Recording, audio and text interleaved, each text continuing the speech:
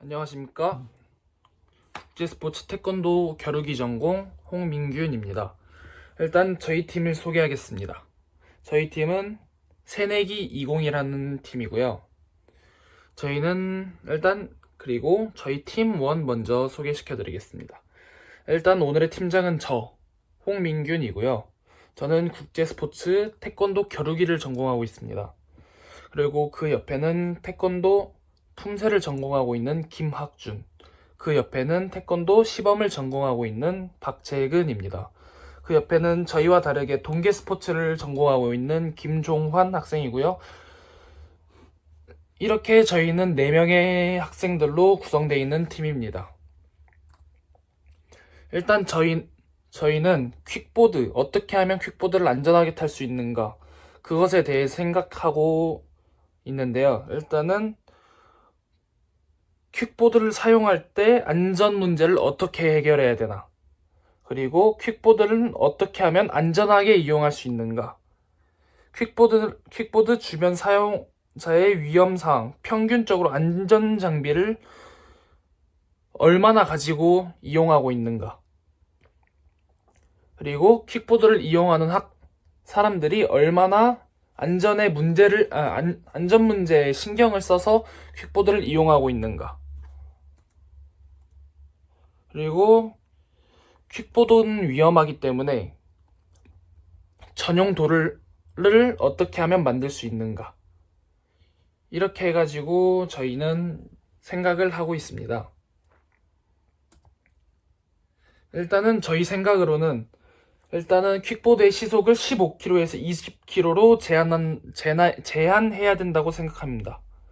그러고 자동차 면허증 또는 퀵보드 면허증을 만들어서 퀵보드 면허증이 없으면 퀵보드를 사용하지 못하게 한다. 그렇게 하면 일단은 운전 면허증이 없는 만 19세 미만들은 웬만하면 사용할 수 없는데, 일단 퀵보드 면허증이란 걸 만들어서 그래도 한 만 15세에서 만 19세까지는 그래도 이용할 수 있게 이런 퀵보드 면허증이나 운전 면허증이 있어야 된다고 저희는 생각해서 이걸 썼고요. 제일 중요한 거, 퀵보드 전용 도로가 있어야 된다고 생각합니다. 퀵보드 전용 도로가 없어서 자동차와 사고 나는 경우도 많고, 잇따라서 그냥 퀵보드에 대한 안 좋은 그런 소리도 나오고 그런 것도 있고, 그리고 퀵보드를 사용할 때는 안전 장비를 꼭 착용하고 퀵보드를 이용해야 한다고 생각해서 이것도 적었고요. 그리고 어린 학생들, 대학생들 같은 경우에 퀵보드 하나에 2명이서 이용하는 경우가 너무 많아. 인원수 제한도 이렇게 해놨습니다. 퀵보드는 2명 이상 이용하지 못하게 한다 해서, 이런 경우는 그냥 체중을 이용해서 못하게 하는 거고, 그리고 임시 보관 문제, 어떻게 해야 퀵보드를 안전하게 보관하고 고장나지 않고 임시적으로 잘 보관할 수 있는지, 그것에 대해서 생각해야 된다 해서 이것도 저희가 한번 적어봤습니다.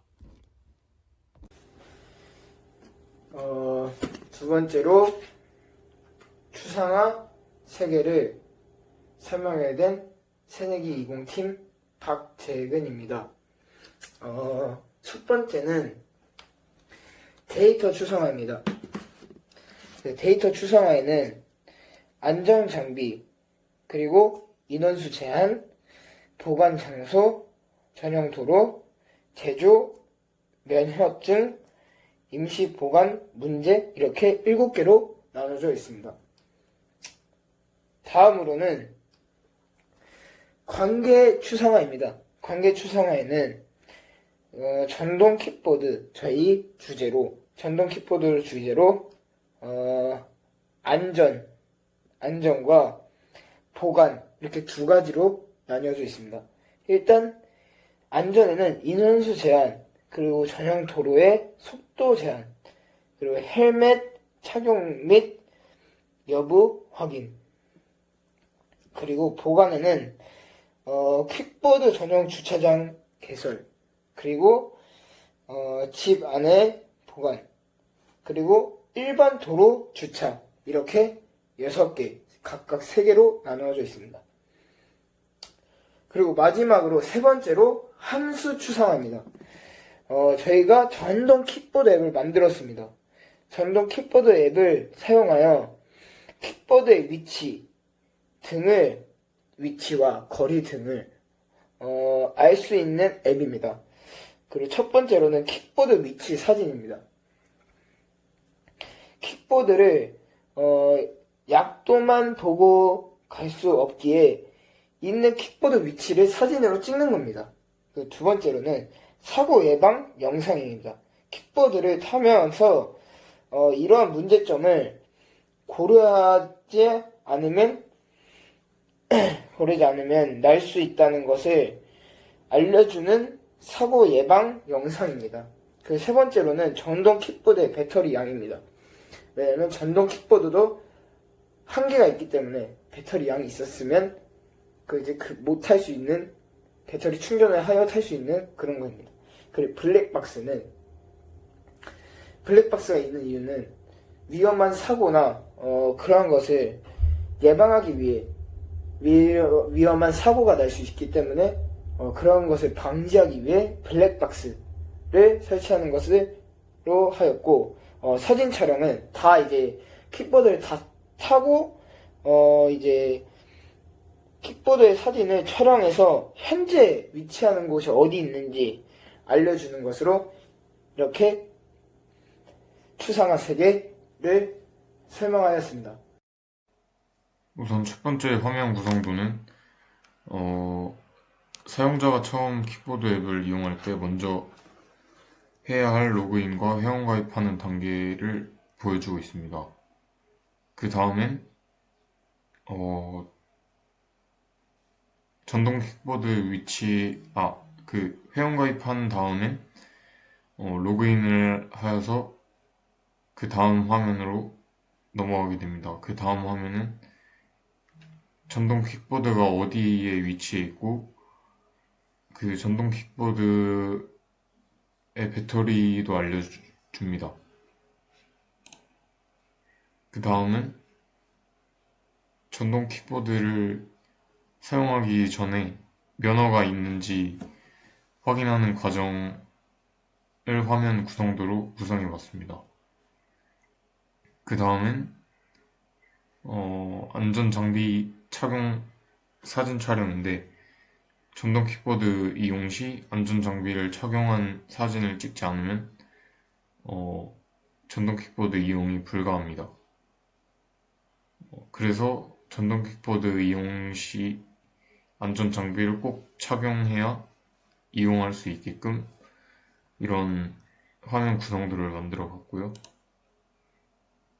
그 다음엔 전동 킥보드가 길가에 막 세워져 있으면 위험하기도 하고 좀 보기 안 좋을 수 있으니까 전동 킥보드를 다 타고 난 다음에 가까운 위치에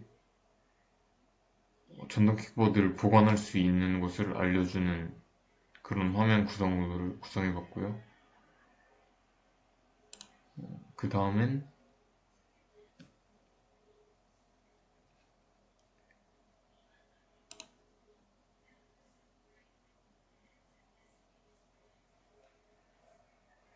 이런 식으로 이렇게 핸드폰을 이용해서 화면이 이렇게 나갈 수 있는데요. 먼저 이렇게 화면에 킥보드가 공유되고 있는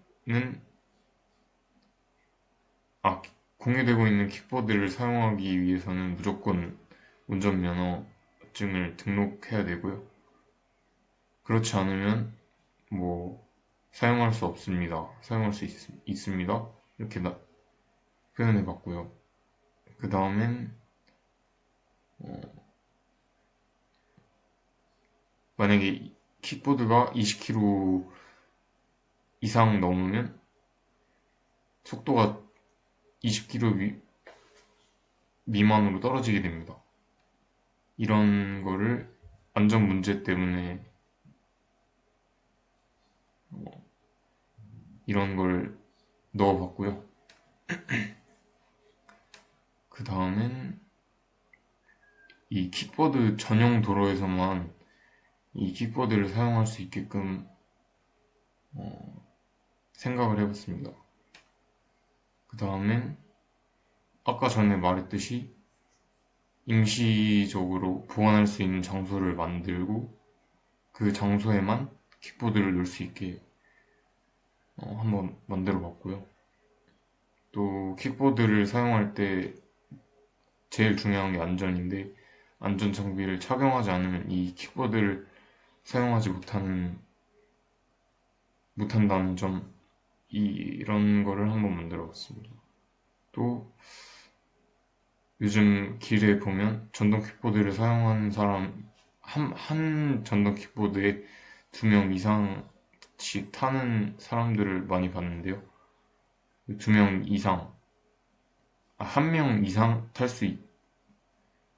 2명 이하로 탈 수 있게끔 만들어 봤습니다. 안녕하세요. 이번 새내기 20 알리고즘 순서들을 설명하게 된 김학준입니다.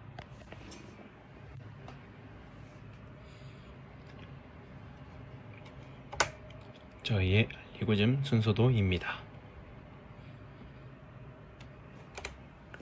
우선 첫 페이지에 알리고즘인 속도 초과 면허증 보관장소 불일치를 설명드리도록 하겠습니다. 저희의 알리고즘은 먼저 앱 관리로 시작됩니다. 그 다음 메인 메뉴로 통해 3가지의 알리고즘이 있습니다. 우선 첫 번째 알리고즘인 시속 초과에 대해서 설명하도록 하겠습니다. 우선 시속 초과가 될 시 속도 제한 20km로 설정되어 있는 킬로미터로 내려가게 됩니다.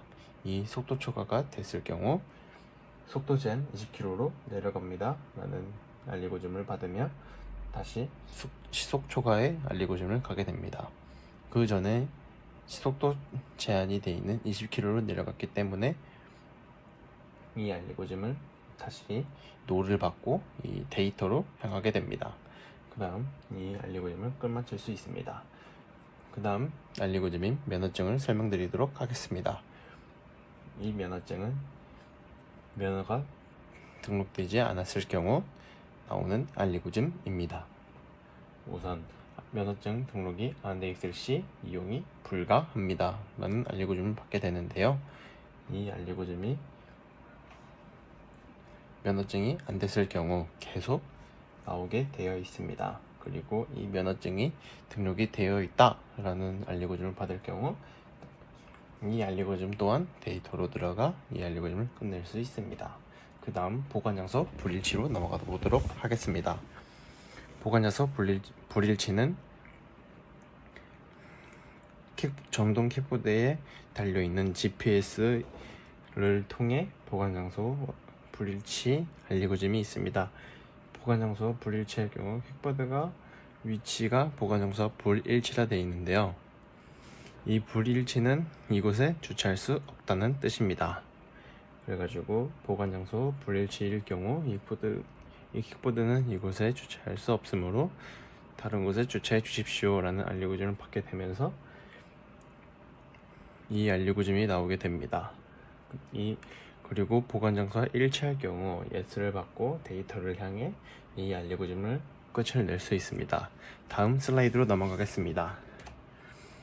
이번 슬라이드도 똑같이 앱 관리, 그 다음 메인 메뉴, 그 다음 전용도로 메인 메뉴로 통해 3가지의 알리고즘이 있습니다. 그 다음 4번째인 알리고즘인 전용도로를 설명드리도록 하겠습니다.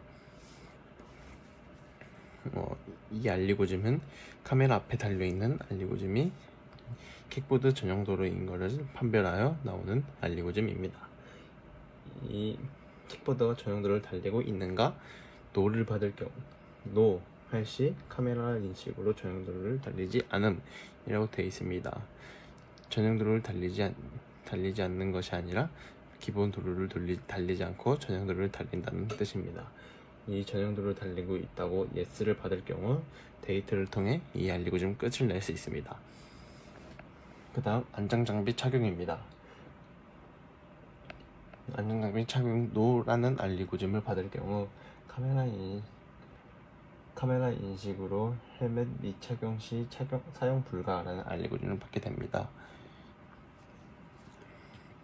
이 알리고즘이 핸드폰에 탑재되어 있는 카메라를 통해 이 알리고즘을 받고, 이 알리고즘이 통과가 안 될 경우 전동 킥보드는 사용할 수 없습니다.